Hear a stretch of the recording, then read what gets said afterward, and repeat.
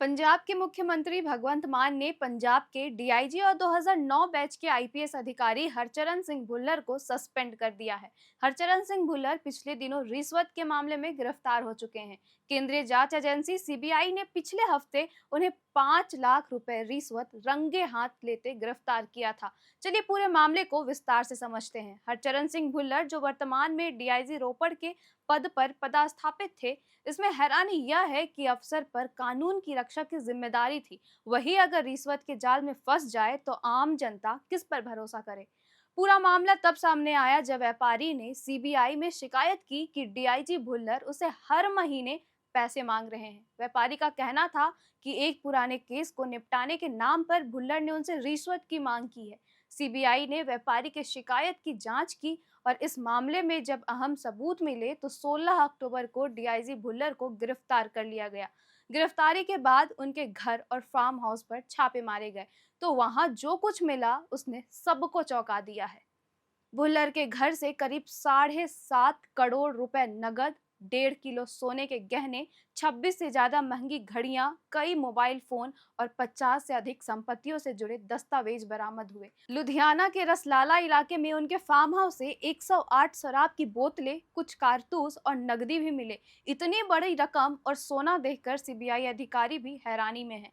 उनका कहना है कि किसी पुलिस अधिकारी की वैध आमदनी से इतनी संपत्ति जुटाना असंभव है।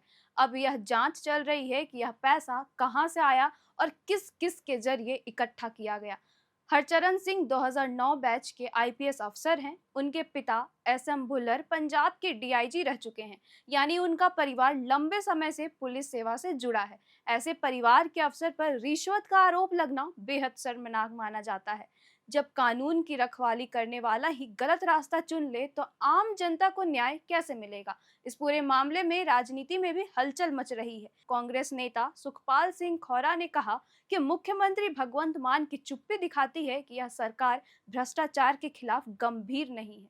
वहीं आम आदमी पार्टी ने कहा कि दोषी चाहे कितना भी बड़ा अफसर क्यों ना हो, उसे सजा जरूर मिलनी चाहिए। अब सीबीआई इस मामले की पूरी गहराई से जांच कर रही है। एजेंसी यह पता लगाने की कोशिश कर रही है कि भुल्लर ने यह पैसा कहां से जुटाया और इसमें कौन कौन लोग शामिल हैं। उनके बैंक खाते, जमीन जायदाद और बेनामी संपत्तियों की जांच चल रही है। अदालत ने फिलहाल उन्हें न्यायिक हिरासत में भेज दिया है। चलिए जानते हैं सरकारी नियमों के अनुसार काम कैसे होता है। दरअसल अगर कोई सरकारी सेवा में कार्यरत अधिकारी 48 घंटे से ज्यादा हिरासत में रहता है तो उसे अपने आप निलंबित कर दिया जाता है। सरकार ने आदेश जारी करते हुए कहा कि जब तक जांच पूरी नहीं हो जाती, भुल्लर किसी सरकारी कार्य में भाग नहीं लेंगे। यह घटना ने पंजाब पुलिस की छवि को गहरा झटका दिया है। आम लोगों के बीच यह सवाल उठने लगे हैं कि जब इतने बड़े अफसर ही ईमानदार नहीं हैं, तो बाकी पुलिस पर भरोसा कैसे किया जाए। हरचरण सिंह भुल्लर का यह मामला दिखाता है कि भ्रष्टाचार अब सिर्फ नीचे के स्तर तक सीमित नहीं रहा, बल्कि यह ऊंचे पदों तक फैल गया है।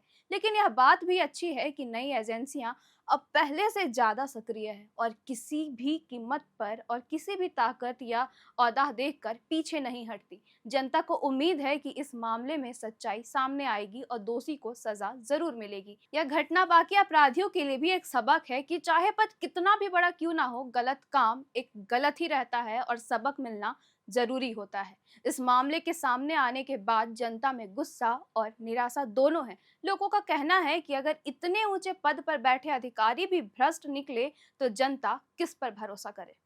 फिलहाल इतना ही। उम्मीद है आपको यह वीडियो पसंद आया होगा। मेरा नाम है किरण और ऐसी ही खबरों के लिए देखते रहे एयर नाउ।